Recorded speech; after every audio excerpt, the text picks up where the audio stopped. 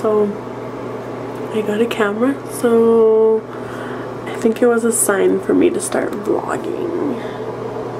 Yes, I am in the restroom right now. Don't judge. You know what? Here's the thing. Before I actually start vlogging, like for real, like legitimate, like commit myself to vlogging every day, I think I'm gonna talk to people about it now. I mean, now that I have a camera, I can actually do it. If a lot of people say yes, they're just like, yeah, do it. Record your life. It's not weird. Then I'll do it. But as of right now, it's really nerve-wracking, so I think I'm gonna ask my friends and family first, see what they think. They'll probably think it's crazy, but hey, whatever, I'm crazy.